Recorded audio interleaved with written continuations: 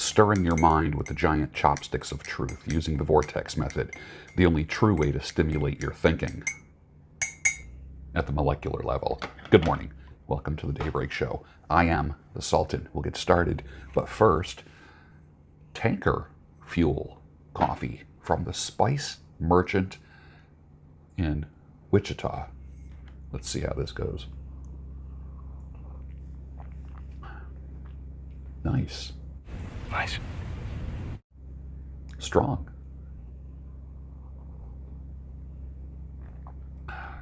This will put hair on your chest. Pretty darn good. Good morning. Good to see you, my friendly acquaintance. Got some things to talk about today. Anyone see the new Honda Scrambler, the CL300? What a perfect bike. Perfect. Single or two-up riding, the right amount of power for tooling around, a day trip, weekending.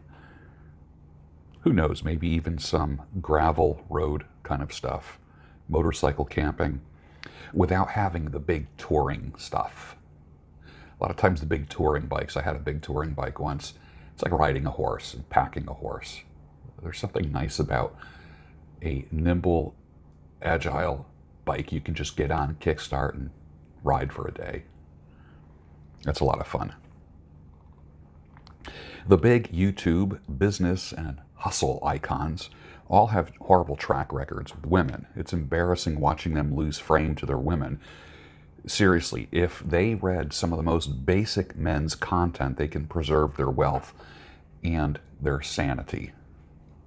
Just the most basic stuff. Rational Male, Unplugged Alpha, Mode 1, Book of Pook, things like that. No More Mr. Nice Guy.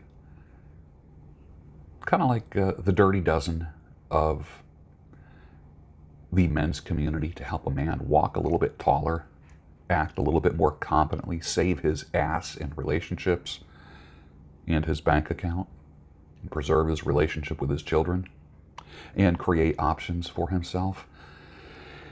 That's a rough one with a lot of guys. That is a rough one. Let me ask you a question. You know the problem that you have?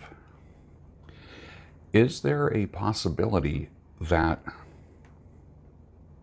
you might be the cause of that? Because only when you see that you might be the cause of the issue or issues in your life, only then can you realize that you could also be the solution to those problems. One of the reasons why you're stuck is not owning up to the fact that you played a role in the shit in your life. Very few people just get T-boned in life. You know, you're driving through an intersection and somebody runs a red light and crashes into you.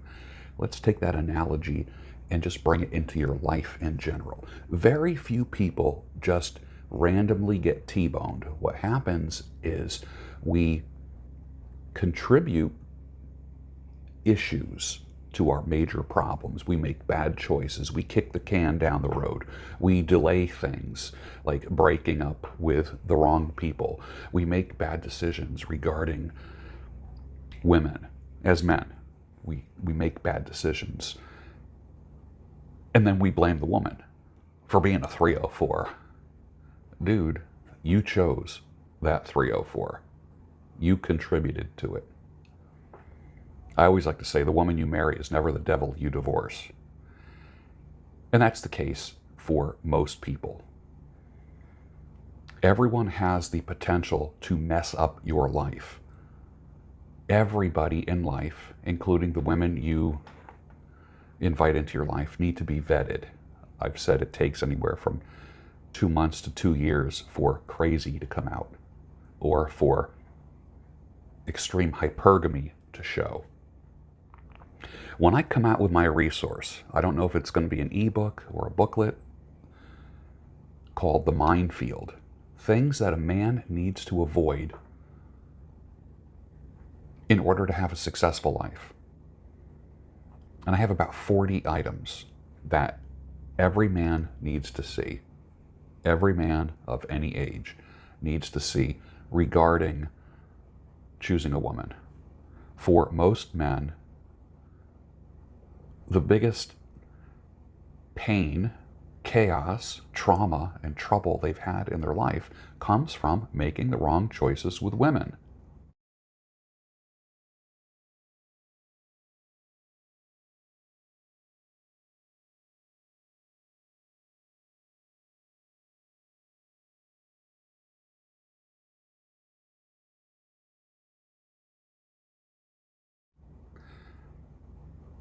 I know the government gives women puts a gun in their hand to do what they want with men. It's never flipped. It's never the other way around. Never. It's weaponized against men, but I don't want you to be paranoid in any way. I just want you to be knowledgeable of the minefield. How do you walk? How do you navigate this world and make the right choices regarding the opposite sex?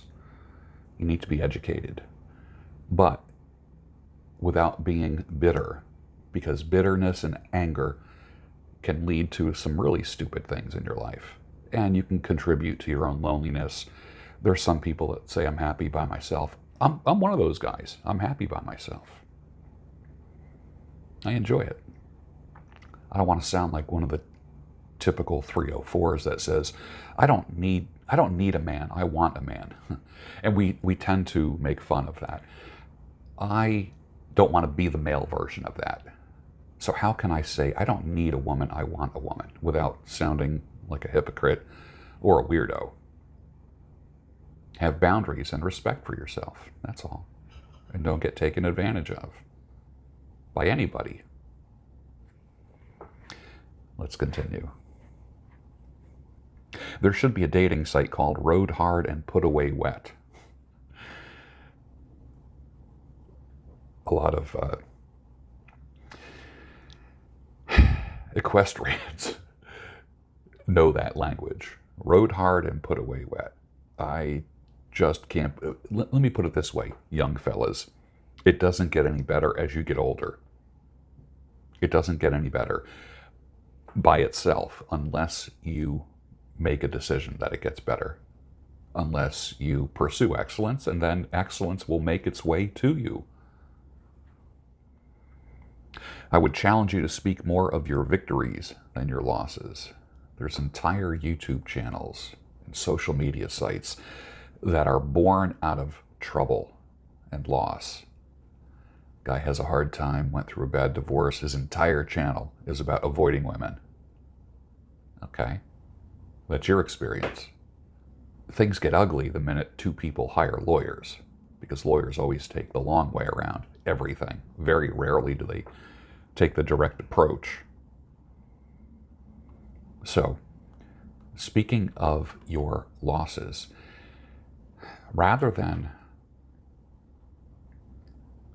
pitching a tent permanently in the loss area, I like the idea. Like, tents are not meant to live in forever.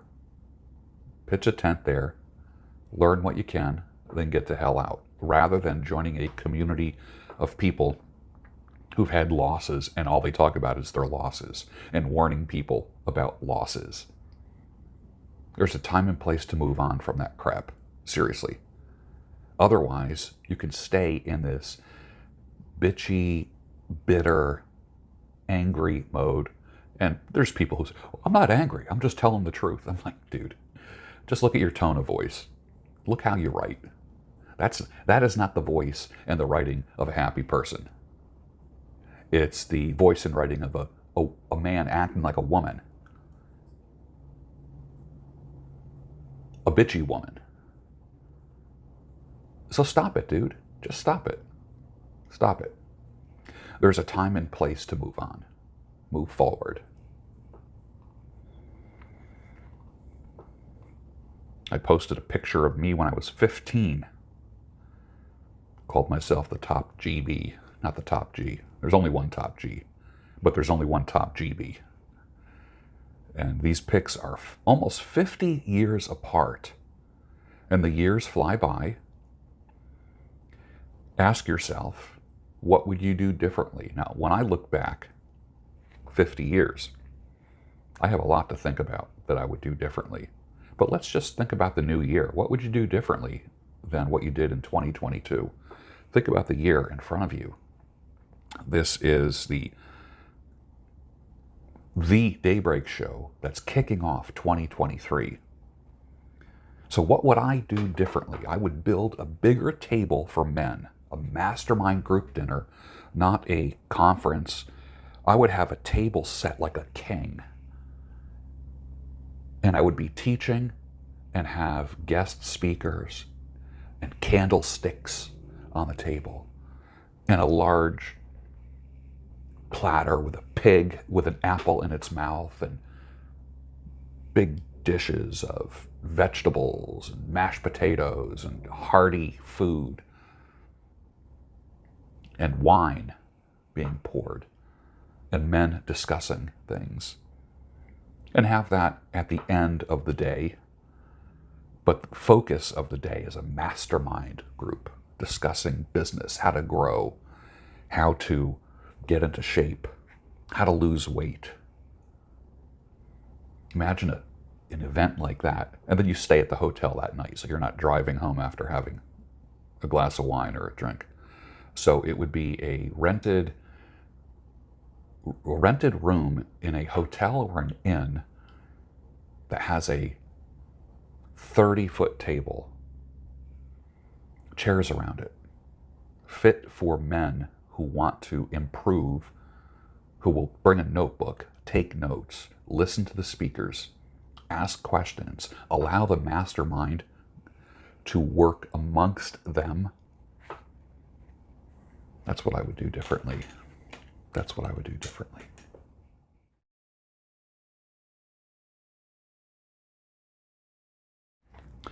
That might be happening in the future. And give an extreme value proposition. It won't be a cheap event. It would be an elite event that's going to help you move further.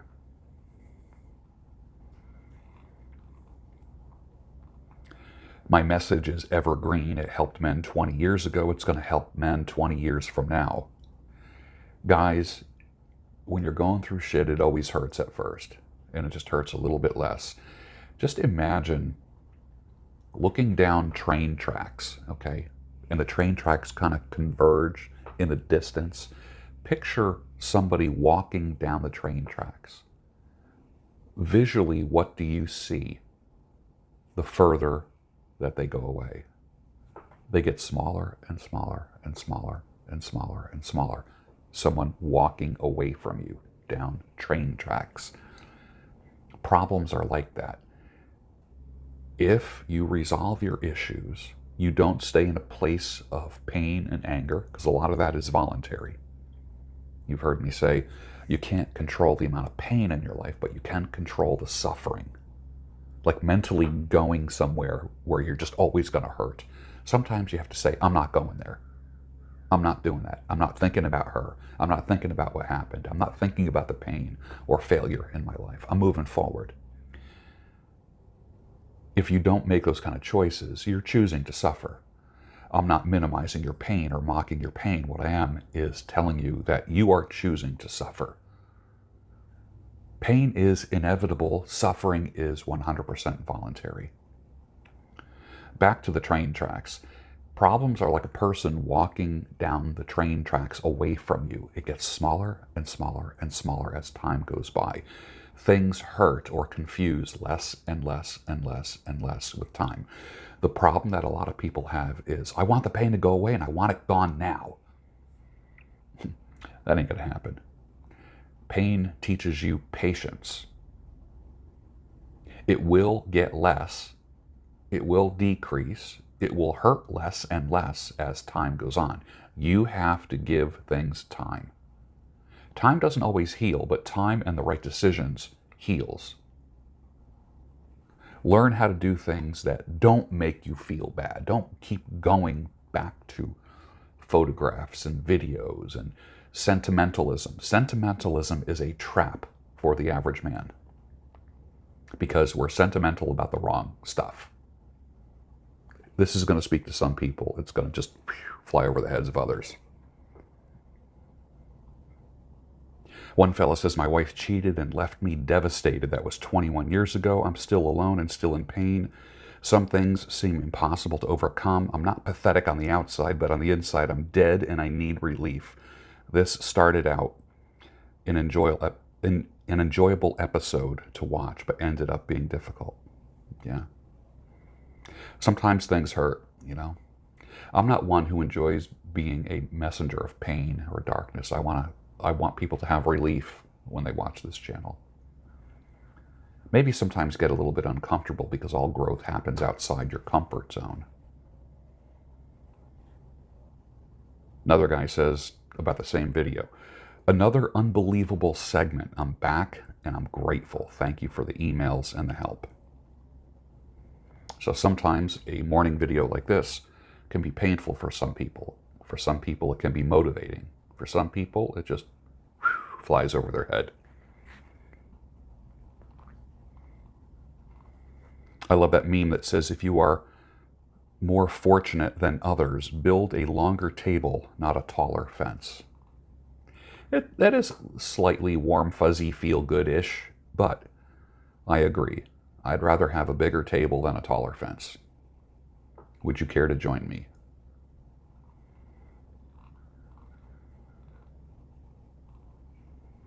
I was going to call myself the pork fried rice king, but it just doesn't have a ring to it. I have to pick another name.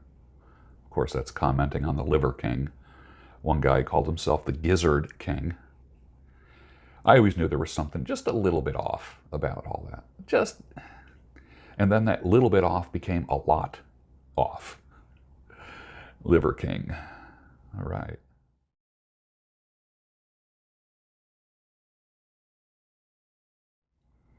Little reminder that wishing and hoping is not a strategy, my friendly acquaintance. It has to be accompanied with action.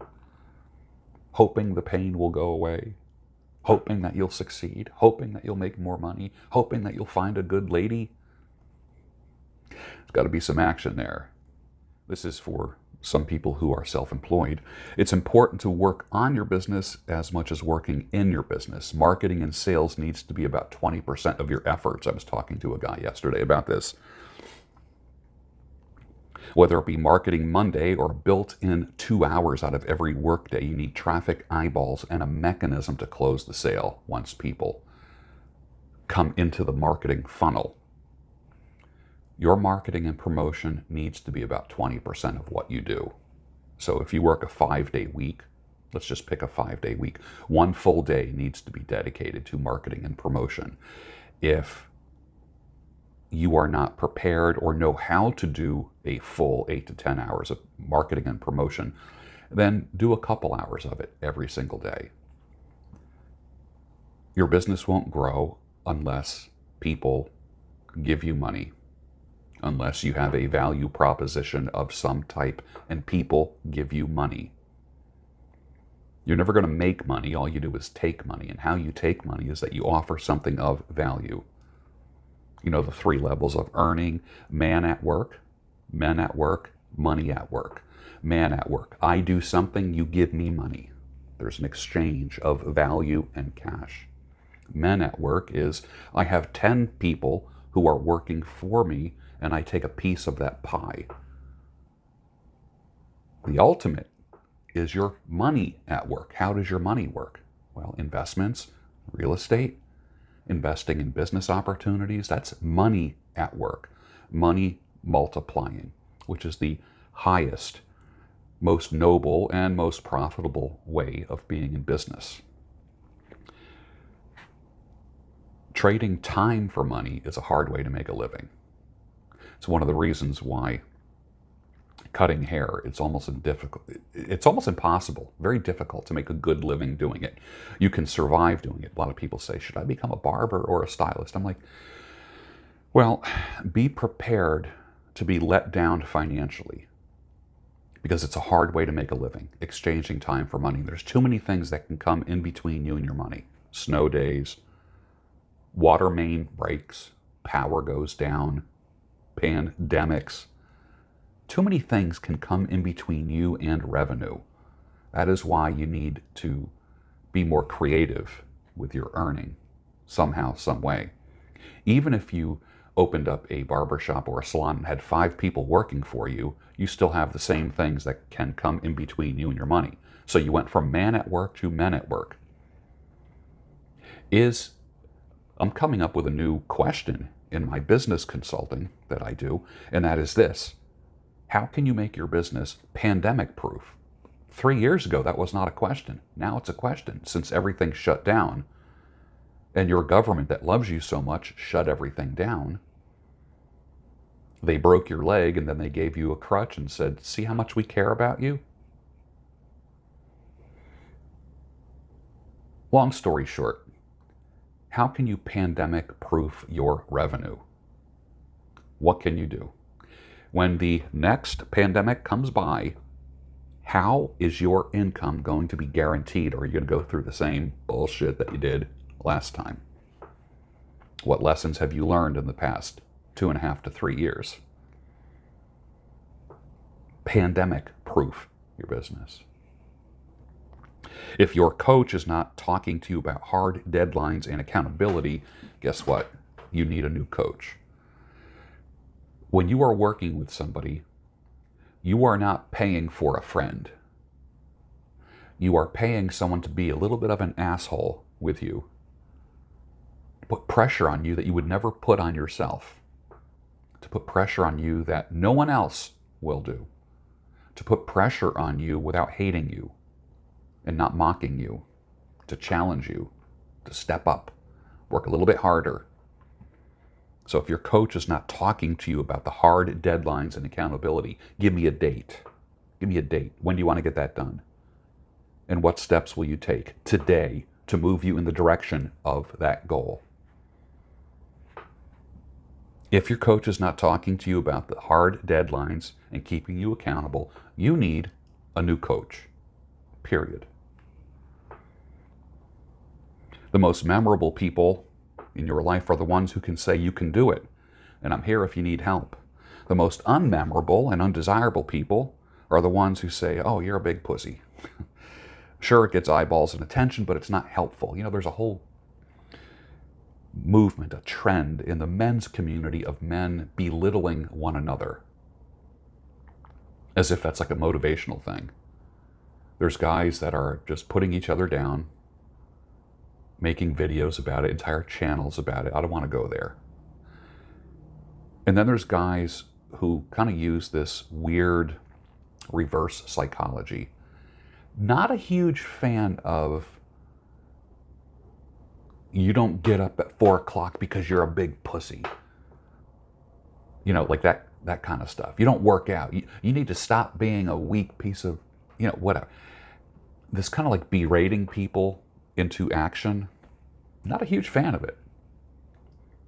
Like I said, sure, it gets eyeballs and attention, the Dan Pena type of guy.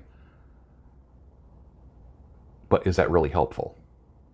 Is it helpful? What is the long-term statistics of motivation by berating people, putting them down? I don't think it's got a good track record, to be honest with you. I'd rather empower and help people than put them down. Putting people down gets other people's attention, but it doesn't get the subject's attention and motivate them. It might just tap into the hurt, invisible little boy inside of them. Keep that in mind. Oh, by the way, every man has a hurt, invisible little boy inside of him. How's he doing? Is he still making those decisions for you?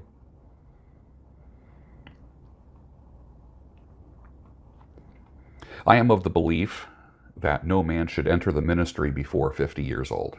Too many hormones. And I am speaking of myself, of course.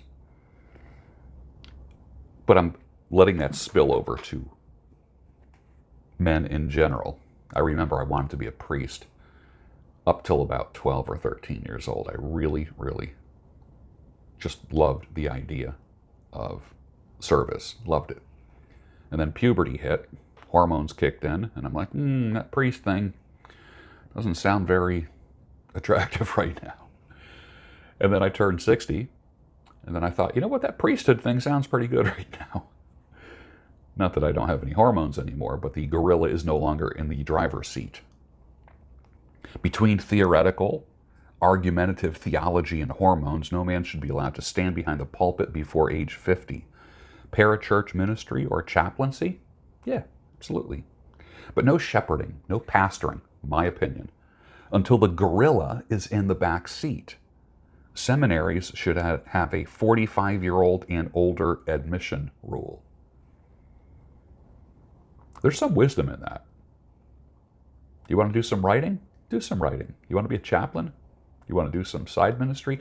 But shepherding and pastoring a church? I'm not a fan of it. I'm not a fan of it. There's something to be said about an older shepherd.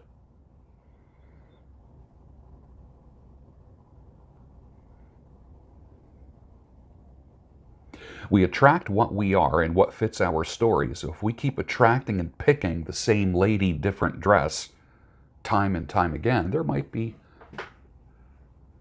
a cue that you need to look at your unconscious mind. Why do you keep choosing women that treat you the same? Like I said, same lady, different dress. Why do you keep making bad decisions regarding women? It's easy to say, because it's all women.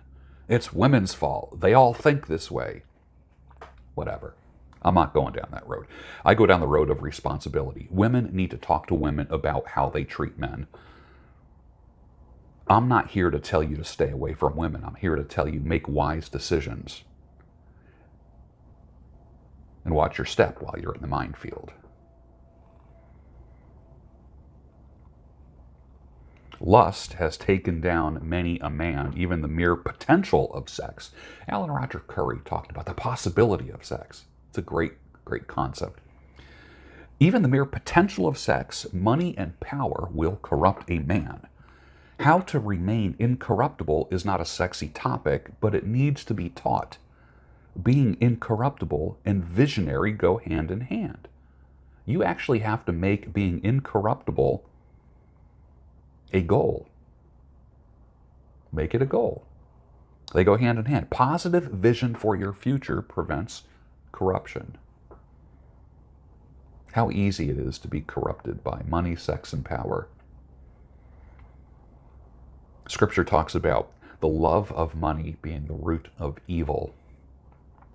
I will say that the love of sex, the love of power, the love of money, sex, and power can be evil. You can enjoy money, you can enjoy sex, you can enjoy power if it's utilized responsibly. Everything has a responsible use, everything has an irresponsible use or questionable use. Here's a quick reminder to stop trying to get your girlfriend or wayward wife back. Stop it. You need to get you back.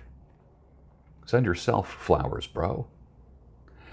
You know, when you broke up, it's not like she became a nun and went to a convent. When she comes back to you, she comes back to you with a few more miles on that odometer. That field's been plowed and planted. Do you want to go there? How about start fresh somewhere else? Stop being your own worst enemy and going backwards in life and move forward in life. And that means you need to cut some ties psychologically and in real life.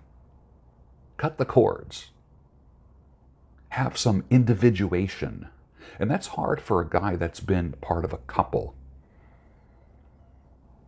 When it comes to rearing children, individuation is when the child starts developing their own personality and their own choices.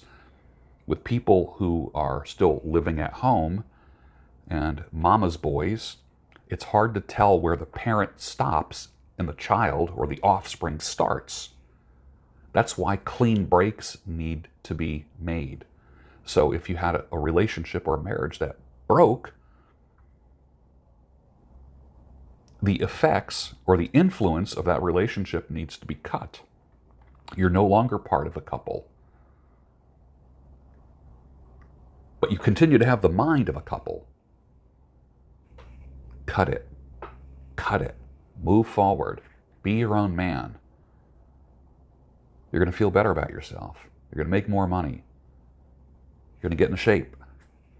Remember, 2023 is the year that you get unstuck. And with that, finish your coffee, and I'll see you on the next Daybreak Show, your home of sanity, clarity, and reason. You want to stop me? You're gonna have to fucking kill me! The gene pool is weak, or I don't know what the hell happened. Even the straight guys act and talk gay. Yeah, that's the machine.